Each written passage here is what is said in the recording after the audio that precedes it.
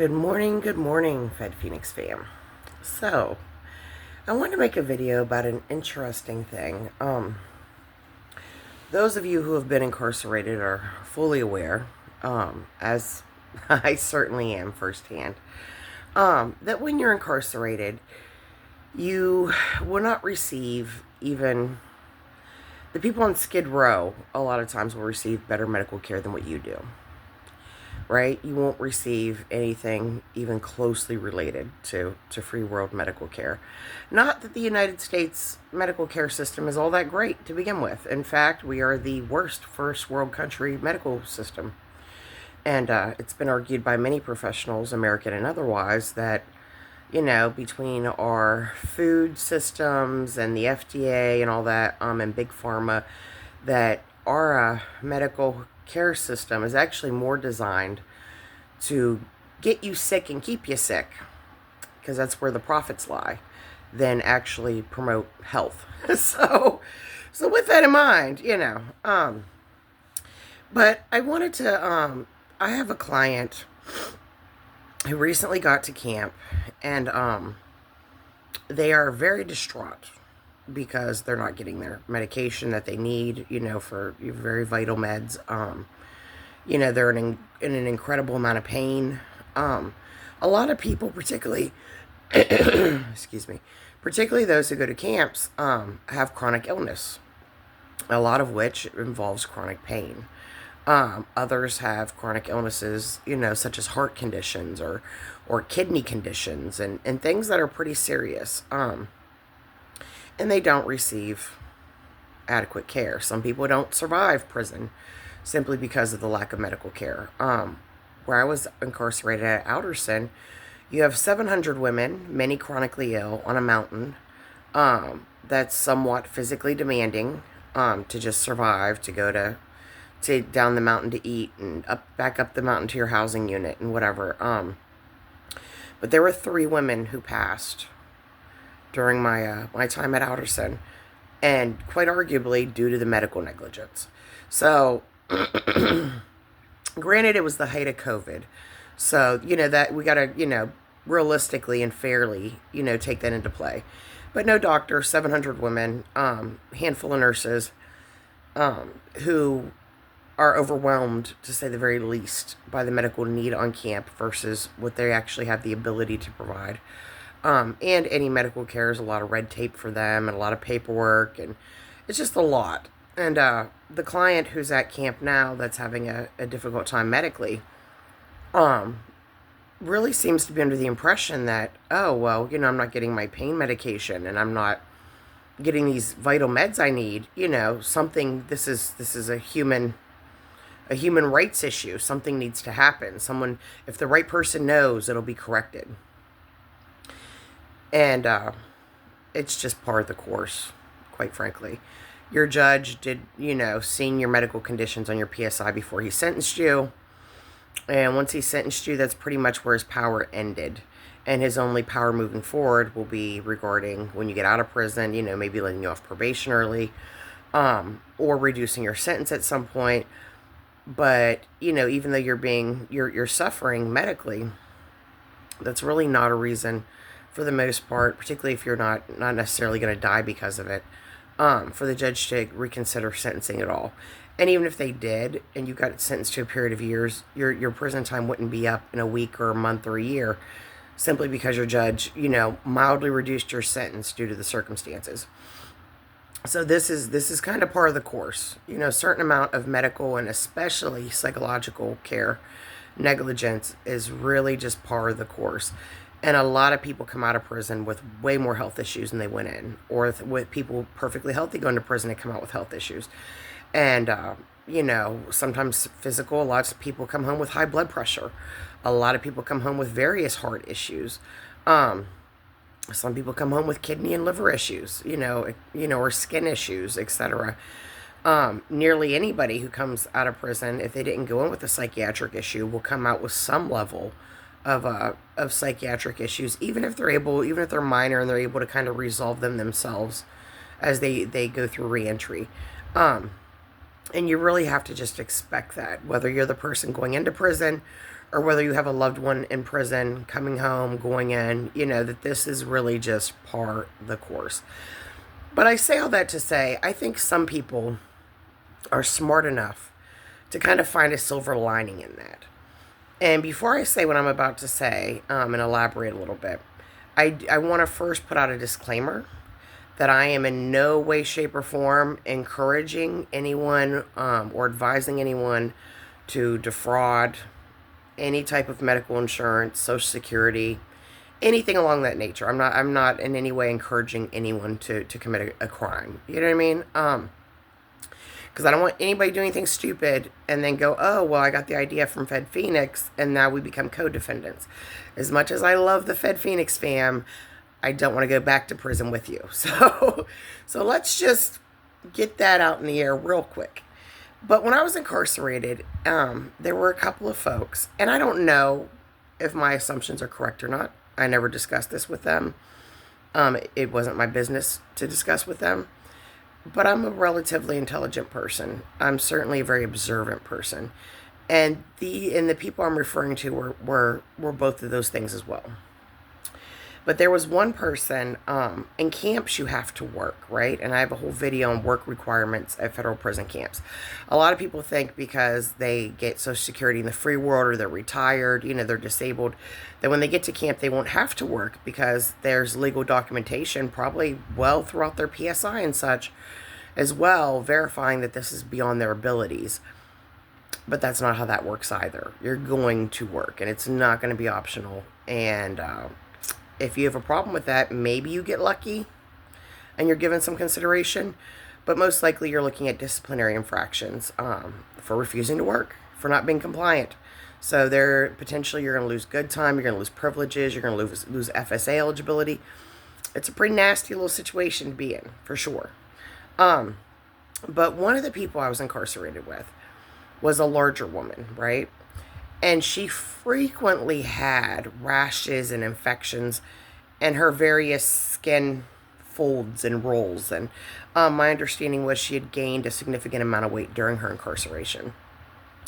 And people would often say behind her back, because she was pretty scrappy, so they weren't going to say it to her face, but people would often say behind her back, oh, she's nasty. She has bad hygiene, Once those rashes clear up, she could put deodorant in between those skin folds, or, she could find a way to prevent this from being a reoccurring thing. And sometimes these infections she would get would have a bit of an unpleasant aroma as well.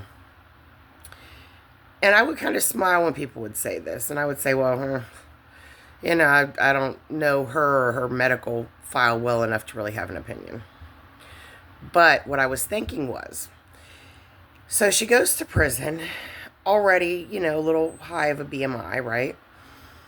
And she's probably aware that in the free world, for her insurance, whether she has private or government insurance, to pay for skin removal surgery, right, there usually has to be a documented substantial weight loss and some type of reoccurring, unresolving, or underlying issue that causes the excess skin to be medically necessitated to be removed. Not just, not cosmetic, but medically necessitated.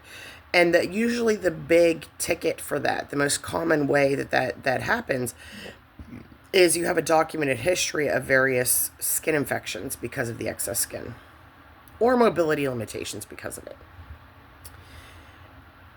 And I don't know if she was or was not pulling a quick one, but I kind of suspect that the reason why she kept getting, and maybe even encouraged, these skin infections over and over and over was because when you leave prison, you can take copies of your prison medical records with you. Now, you need to request them. I would advise requesting them a week to 2 weeks prior to leaving. If you try to wait until the last day at prison when you're doing merry-go-round and getting all your paperwork signed and say, oh, I need copies of my medical records, there's a good chance you're not going to get them. And once you get out of prison, good luck. But a couple weeks before you go home or to the halfway house, you can actually get these documents. And if you're going to a halfway house, I would strongly advise that once you get this paperwork, you send it home for safekeeping. Because the halfway house may have rules against you being in possession of various types of paperwork. In which case, then you're kind of between a rock and a hard place. And again, you don't have your medical records. But I have a funny feeling that she maybe, possibly, gained the excess weight because she knew it would be something relatively easy for her to lose in the free world when she has access to a gym and, reasonable medication and reasonably healthy food. And was having all these skin issues, possibly intentionally, so that when she got home, once she has the medical documentation of losing a significant amount of weight when she's home, she already has the medical documentation of the complications of the excess skin. And so it would be a much faster track for her to get skin removal surgery and kind of, get the body she wants, end up with a better or more aesthetically pleasing physique than she had prior to prison.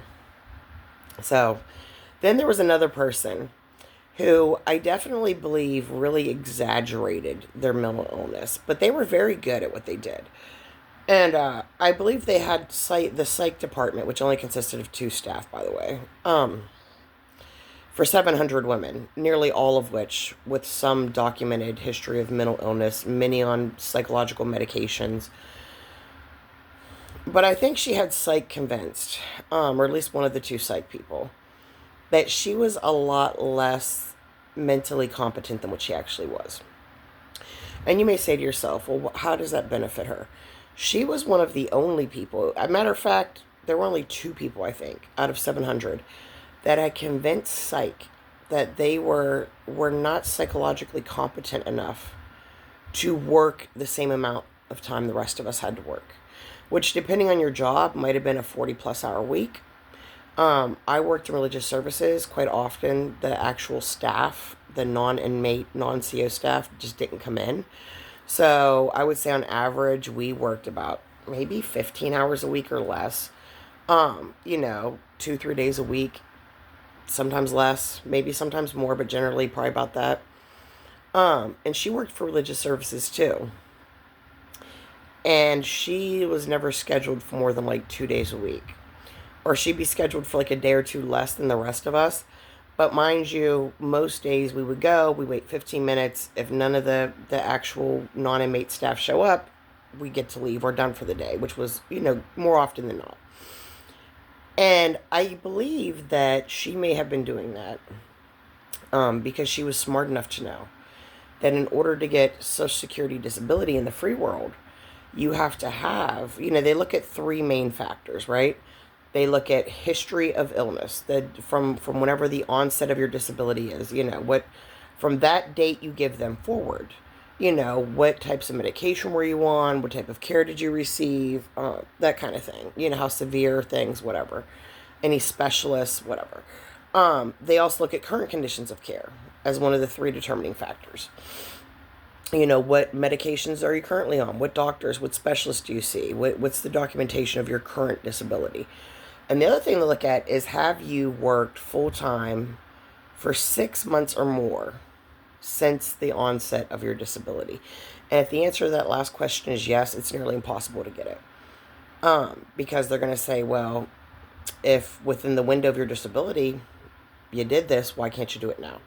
And it becomes a big thing where a lot of people have to appeal multiple times. It takes years to get blah, blah, blah. And most people in federal prison are also fully aware that once you get out of prison, which for most people means go to a halfway house, there will be a work requirement. And there are few exceptions to the work requirement. In order to be an exception to the work requirement, you have to be getting Social Security disability. Or sometimes if you have a pending Social Security disability case and it's significant enough, they will go ahead and waive that or make your work requirement. Your requirement for your probation or your halfway house isn't that you have to work full time, but you have to work part time or whatever. And she was definitely a person that did not do well with taking direction or working well with others. And I think she kind of thought this through, that whether or not she was going to hustle her up a Social Security check or not in the free world, this would certainly minimize or have some impact on minimizing or maybe even alleviating the go work at McDonald's, clause, requirement that she was going to be looking at when she got to halfway house. And I think she was smart enough to think that through that way. So, and I'm not saying that most people in prison are faking things or have ulterior motives, because that's not at all my observational experience.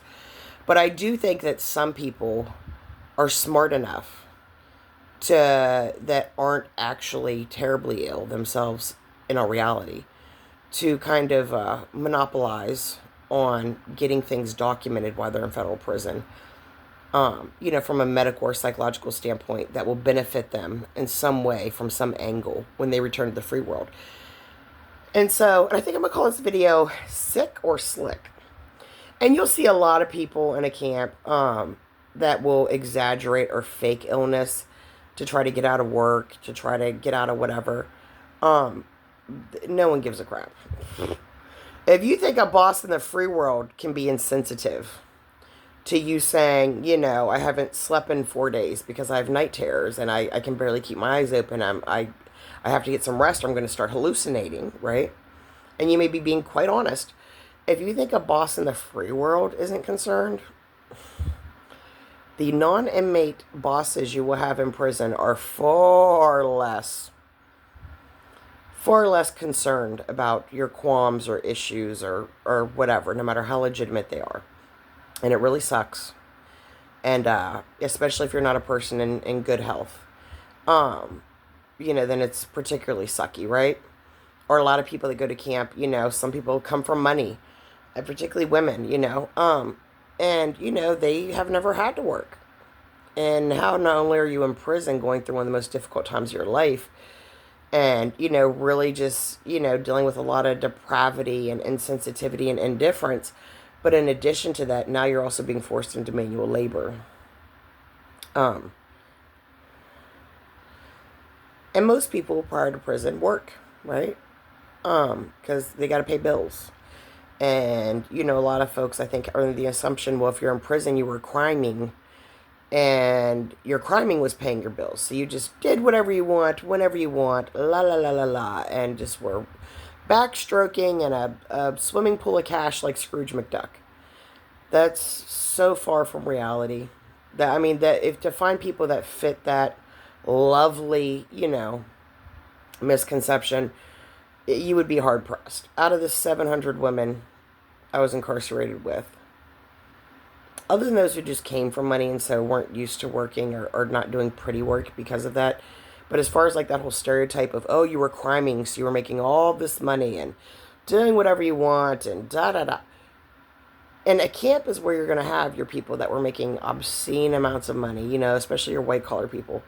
But to say that anybody fit that rather odd misconception, and I know now that it's incredibly odd, although at the time, when I first went to prison, I probably would have said, yeah, there'll be a decent amount of those here. But the people that actually fit that stereotype, out of 700, you would be hard-pressed to scrape up 10. And that's keeping in mind that people come and go. So the 700 women, that I'm incarcerated with weren't the same women for a year and a half. Many of them left, many of them came, many of them left and came back. So even though the population on camp may have been about 700, there was probably well over 1,000 women, well over, that rotated in and out during my time there. And I would still say you'd be hard pressed to find 10 of those people that you can attribute a lack of work ethic to. Oh, they've just been criming and rolling in the cash and blah blah blah. And by the way, most of the time when you're criming, that takes a pretty serious work ethic. Seriously. The work ethic it takes to be a person who, a white collar person who's holding a 9-to-5 or has some corporate position or whatever, and on top of that full-time job, you've enlisted yourself in a full-time job of embezzling or laundering or whatever. That's a heck of a work ethic if you really think about the amount of time it takes to do these things. Additionally, most blue-collar criminals, let's say drug dealers, because that's, the one that kind of comes to mind, I think, the most common. Now, if you're a low-level drug dealer, you've got a lot of stress. You got a lot of people chasing you down, people trying to rob you, maybe somebody wants to kill you. And you got people chasing you down who are drug addicts who want to buy drugs, and some of them don't even have money for drugs, but they want the drugs, and you got the drugs. And then you also have whoever you work under, wanting their money, and if anything happens and you lose some product, there are consequences, and that creates a debt, and you got to work harder, and you're on call 24 hours a day and all weather, no holidays off. And I'm not saying, let's stand up and clap for the work ethic of money launderers and drug dealers. I'm just pointing out that to the idea that people tend to have in their mind of, oh, you were criming, so of course you don't have a work ethic. Everything's so easy for you because you make bad decisions, and you just jump into the metaphorical Scrooge McDuck gold coin pool and backstroke all day. That's really not at all reality.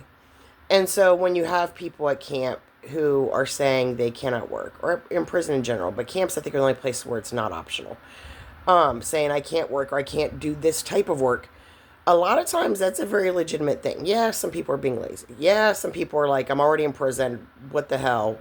Why am I working on top of it, right? But I would say for the majority of the time, particularly those who do a lot of fussing, it's very much legitimate. And, I'm sure my client's wife will see this video because she's a subscriber, as is he. And I just want to say I'm sorry for you and anybody else who this pertains to. I'm sorry as a human being that you're not getting, you or your loved one is not getting basic medical care, that you are not being given basic humane consideration. Not asking anybody to coddle anybody, but just basic human consideration. I'm sorry that's not being given, and it won't be. And unfortunately, this is simply par the course. It sucks. The great news is chronic pain is highly unlikely to actually kill you. So your loved one will almost guaranteed make it home alive. And that's a win in this situation, unfortunately. So anyway, what are your guys' thoughts? Do you think it's sick or slick? The person with the skin issue and the person who was, interestingly, had a lower work requirement than literally everyone on camp, including people that were in wheelchairs. And this person was very able-bodied, by the way. I will say that. The one who played up the psych thing. I just find it very interesting. Especially when you see people, really take lemons and make lemonade, for lack of a better term, or appear to be doing so. I think it's very interesting to watch how people cope with things and how they adapt, and how some people manage to take the most horrid of circumstances and either find something positive and productive or use it as a catalyst for something beneficial down the road, which kudos to you. I'm a very tenacious person. I certainly can appreciate and respect the tenacity of others. And again, I could be completely wrong about the two people I'm referencing. Never discussed it with them. And again, not encouraging anyone to do any criming or any defrauding at all. No. So with that, I hope everyone has a wonderful day. My Cash App and PayPal will be in the description if you'd like to donate to the channel or help fund me getting my book together. As will a link to my email if you need to contact me for any reason. As will a link to the merch line. So feel free to get you a FedPhoenix hoodie, coffee cup, t-shirt, whatever. Represent the FedPhoenix cause, the cause of supporting the loved ones and the actual humans who find themselves pre-incarceration, incarceration, who are trying to re-enter society and rebuild post-incarceration. And for really just the idea of humanizing the inmate face. Because I think that's one of the biggest issues with our injustice system, is that the inmate, the convict, is not seen as a person by society during their incarceration, and often when they come home to a degree. And with the insanely high incarceration rate we have, that's ludicrous, completely ludicrous, and very counterproductive as a society. So if you want to support the FedPhoenix fam and the movement, what we're doing here, please get some merch and, do so. So if you have not subscribed already, please do. We're up to like 340 subscribers. So we're more than a third of the way to getting monetized, which is the big hope here. And with that, good day. God bless.